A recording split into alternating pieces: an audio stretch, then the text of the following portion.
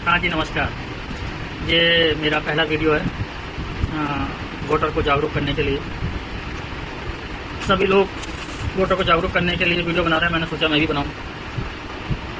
जल्दी बनाना पड़ेगा वीडियो, क्योंकि बड़े वीडियो देखने की आदत हम लोगों में नहीं रही है। पेशेंस कम हो गया है। 30 सेकंड के वीडियो खटाखट होने चाहिए। वोट देना इम्पोर्टेंट है। किसको देना ये आपकी जिम्मेदारी है, लेकिन वोट ज़रूर करें। 5 साल हम अपनी ज़िंदगी के, अपने बच्चों की ज़िंदगी के, अपने भविष्य के देते हैं, इसलिए वोट करना ज़रूरी है। एक मलाल ना रहे कि हमने वोट नहीं किया। लेकिन मेरे कुछ क्वेश्चन हैं इस देश के प्रधानमंत्री से, भारत के प्रधानमंत्री से, किसी पार्टी के प्रधानमंत्री से नहीं। एक जो भारत के प्रधानमंत्री हैं वो भारत के सेवक हैं, एक जनता के सेवक हैं। उनसे मेरा एक प्रश्न है, वोट मैं भी करूंगा और देश की तरक्की के लिए करूंगा। मैंने एक स्टेटमेंट सुना था माननीय प्रधानमंत्री जी का, भारत के प्रधानमंत्री जी का, कि उन्होंने कहा था कि सरकारी संस्थानों को चलाने के लिए सरकार बाध्य नहीं है। मतलब अगर सरकारी संस्थाएं अगर घाटे में जाती हैं तो उन्हें चलाने के लिए सरकार बाध्य नहीं है।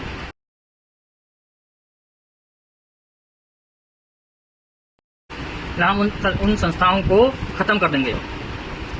अच्छी बात है, ख़त्म कर देंगे। तो सरकार क्यों बनाई गई है? थोड़ा सा आपको मैं ध्यान दिलाता हूँ। 2014 में BSNL एक नंबर 1 कंपनी हुआ करती थी। आज BSNL की क्या हालत है ये आप देख रहे हैं। मैं कहूँ जियो बहुत ऊपर पहुँच गई, जियो ने ये करा वो करा। मुझे जियो से कोई मतलब नहीं है। जियो एक प्राइवेट कंपनी है।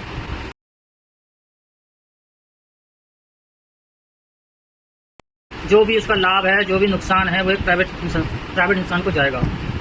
लेकिन BSNL की हालत का जिम्मेदार कौन है? अगर BSNL गिरी हुई है, अगर BSNL गिर गई है तो इसका मतलब सरकार भी गिर गई है। सरकार गिरी हुई है, इसीलिए BSNL गिर रही है। एक सरकारी संस्था को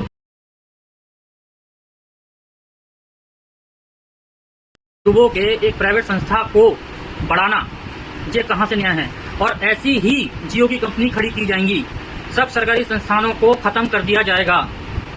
ये स्टेटमेंट है प्रधानमंत्री जी, हमारे देश के प्रधानमंत्री जी ये बोलते हैं कि हम सरकारी संस्थानों को नहीं चलाएंगे। आप ये सोचेंगे कि आप अपने बच्चे के भविष्य कहाँ लेके जा रहे हैं। सब सरकारी संस्थाएं खत्म करके जियो जैसी कंपनियां ही खड़ी की जाएंगी और उद्योगपतियों के हाथ में आपका और आपके बच्चों का भविष्य होगा। जिस समय भी आपने कुछ विरोध किया, कान पकड़ के निकाल दिया जाएगा। प्राइवेटाइजेशन के नुकसान आज मैं बताऊंगा आपको, कुछ बातें बताऊंगा जो मैंने अपनी आंखों से देखी हैं। बैंक का नाम नहीं लूंगा मैं। एक बैंक में एक महिला काम करती थी, मेरी जानने वाली, 3 बच्चे उनके। ये बता रहा हूँ मैं अपनी आंखों देखी। 2-3 और बताऊंगा। मेरे भाई के संग किया हुआ, मेरे बहनों के संग किया हुआ। एक बरेली की बहुत बड़ी संस्था, जियो के बराबरी समझो उन्हें, बहुत बरेली की शान, उनने भी कान पकड़ के 100 से 150 एम्प्लॉय को निकाल के बाहर कर दिया है।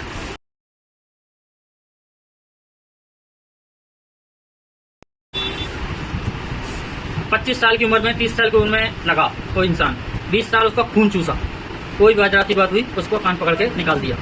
जिसे कहते हैं प्राइवेटाइजेशन। मैं महिला की बात कर रहा। 3 बच्चे थे उनके, 3 बच्चे थे महिला के, और एक बैंक में काम करती थी। हुआ ये, एक रोड एक्सीडेंट में उनके पति की मृत्यु हो गई, खत्म हो गए। 3 बच्चों को बचे।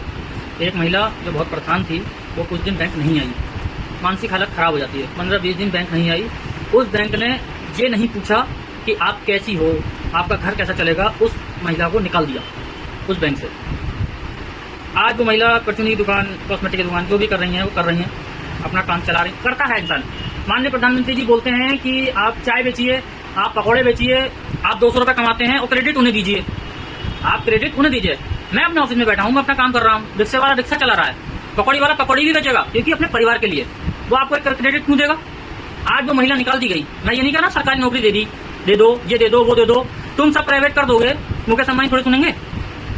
आप BSNL को गिरा दिया, आपने वहां तक गिरा दिया, उनको खत्म कर दिया। आज कोई सिम लेना नहीं चाहता है BSNL का। जो लाइन लगा के सिम बिकते थे, शॉर्ट लगानी पड़ती थी उस चीज के लिए। मेरे बहनों, मेरे भाई 5 बजे ठेकेदार बुलाता था। आई गाड़ी में नौकरी करते थे, 5 बजे ठंड में जाते थे, काम करते थे। 25 से 28 साल की उम्र में लगे, 20 साल तक काम कराया। ठेकेदार से जरा सी बात हो गई, कान पकड़ा, निकाल दिया। आज उनकी उम्र 45-50 साल है। क्या करें? कहाँ जाएं? इसे कहते हैं प्राइवेटाइजेशन, और ये आपके संग होगा, आपके बच्चों के संग होगा।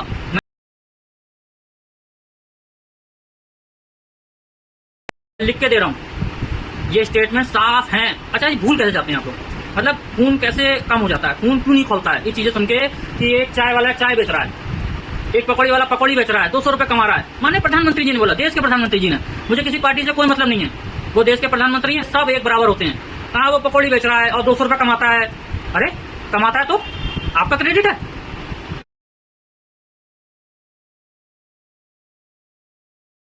क्या है आपका क्रेडिट? सरकारी संस्थाओं को खत्म करना, उन्हें बेचना, उद्योगपतियों के हाथ में सब संस्थाएं दे देना, यह है आपका क्रेडिट? कोई क्रेडिट नहीं है। आज 50 साल की उम्र में वो खाली हैं। एक बहुत बड़ी कंपनी, नाम नहीं लूंगा, मैं फिर कह रहा हूं आपसे, बरेली की बहुत बड़ी कंपनी, 100 से 150 एम्प्लॉई कान पकड़े निकाल दिए, 20-20 साल काम कर रहे थे। आज मेरे पास अपने पैसे निकालने, उनके अकाउंट में 170 रुपए, 120 रुपए। पाल भाई कितने हैं? 120। भैया निकाल दो, 120 निकल जाएंगे, 100 निकलेंगे, 100 निकाल दो। वो जीवन अपने ऐसे काट रहे हैं। इसे कहते हैं प्राइवेटाइजेशन। आदमी बंध जाता है, आवाज नहीं उठा सकता।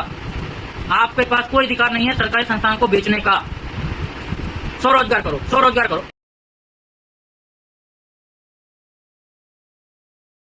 करेंगे? अरे हम भूखे मरेंगे तो करेंगे, सब करते हैं। इसमें सरकार का क्या योगदान है? सरकारी संस्थान नहीं होंगे तो सरकार करेगी क्या? हम सरकार क्यों चुन रहे हैं? मेरा सीधा सा क्वेश्चन प्रदेश के प्रधानमंत्री से, देश के सेवक से है, देश के नौकर से। एक नौकर है प्रधानमंत्री, जनता मालिक है, जनता ही मालिक रहेगी। बस मेरा यही आग्रह है, अपने खून को शांत रखें, सोचें। ये स्टेटमेंट आप भूल क्यों जाते हैं, मैं यही नहीं समझ पाता हूँ। सब चीजों को बेचा जा रहा है। आप एक प्राइवेट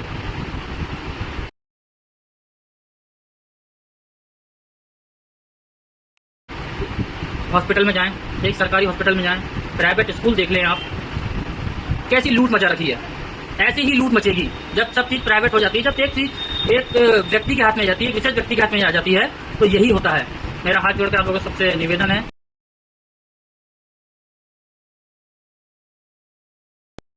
कि वोट अवश्य करें, अपने बच्चों के भविष्य के लिए करें, अपने लिए करें। जय हिंद, जय भारत।